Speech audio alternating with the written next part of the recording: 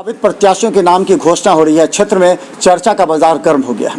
हम बता दें, जब हम कभी बहादुरपुर पहुंचते हैं, कभी हम ग्रामीण पहुंचते हैं, कभी शहरी पहुंचते हैं, तो लोगों के अंदर आशा की किरण जग जाती है और 5 साल में एक बार बोलने का मौका मिलता है। और जो 5 साल में जनता बोलती है उससे नेता 5 साल तक याद रखते हैं। हम आज हायाघाट विधानसभा क्षेत्र में हैं।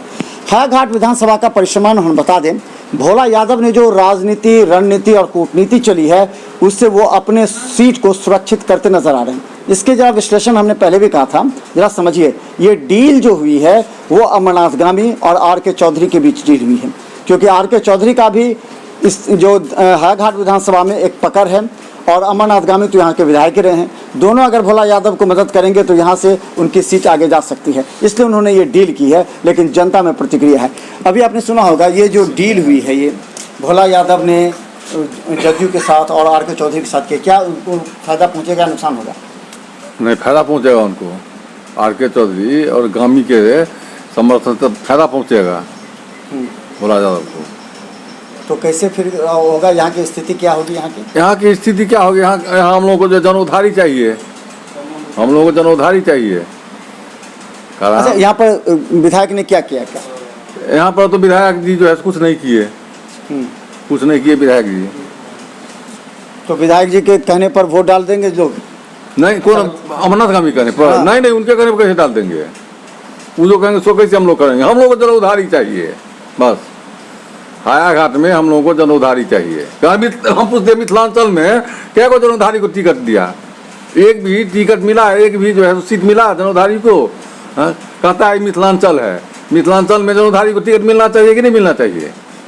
लेकिन महागठबंधन दो जो उम्मीदवार हैं अपने महागठबंधन के, कांग्रेस के, राजद और कांग्रेस दोनों का एमएलसी में सीट दिया है, तो क्या आप लोग का ध्यान उतरेगा उस तरफ? क्या नहीं, हम लोग को तो विधानसभा क्षेत्र पर ध्यान देना है। हाँ? लेकिन मुद्दा तो उसको भी गरमा रहा है। महागठबंधन कह रहा है कि हम जो है सो हर समुदाय के लोगों को देखें, जिसमें ब्राह्मण मिथिलांचल में है तो ब्राह्मण समुदाय के लोगों को हमने दिया है। कौन चीज में दिया है? कहाँ विधायक का टिकट किसी को दिया है? विधायक का टिकट किसी को नहीं दिया है।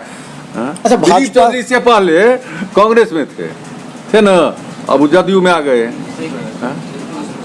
ना। तू तो जदयू में आ गए तो जदयू और क्या कहते हैं आपको बीजेपी, क्या कहते हैं राजद, तो 17 तक तो साथे न लड़ा था 2 साल।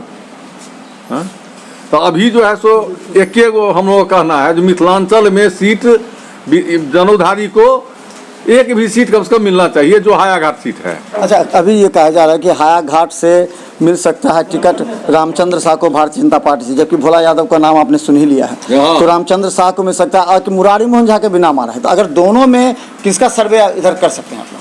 इधर जो है सो रामचंद्र शाह जो जिला परिषद में हम लोग यहाँ खड़ा हुआ था और जीता था, तो 6/1 में वो अपने पंचायत का रोड बनवा लिए और अपना एक गोदाम बनवाए। 6/2 में तो कुछ काम नहीं किए, 6/2 में भी तो कम होना चाहिए। तो मुरारी मोहन झा को हम लोग समर्थन करते हैं। चलिए, हम बता दें मुरारी मोहन झा और रामचंद्र शाह का नाम भारतीय जनता पार्टी से आ रही है, तो यहाँ पर राजद से भोला यादव भी आगे हैं। ये बताइए, क्या गामी जी के कहने पर आप लोग वोट डाल सकते हैं क्या? क्योंकि भोला यादव ने इसी बीच पर सीट लिया है कि गामी जी मदद करेंगे, आर.के. चौधरी मदद करेंगे। देखिए, जहाँ तक गामी जी का सवाल है, तो किसी भी विधानसभा क्षेत्र में सबसे आसान काम है रोड बनवाना।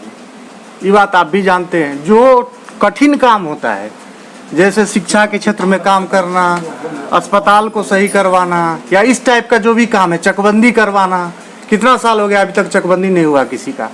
तो जो सबसे आसान काम है वो तो जरूर थोड़ा बहुत करवाए वो, तो वो आपको दिखता है, उसका फायदा भी होता है, उसका फायदा भी होता है।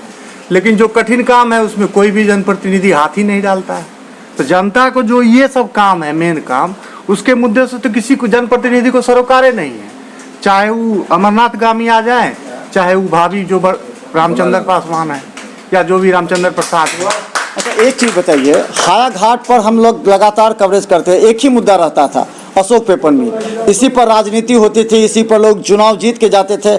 क्या ये मुद्दा मर गया? क्या इस पर डेड हो गया? नहीं, ये मुद्दा डेड नहीं हुआ है। बिहार में जो आपको औद्योगिकरण का मुद्दा है, ये अभी जिंदा है।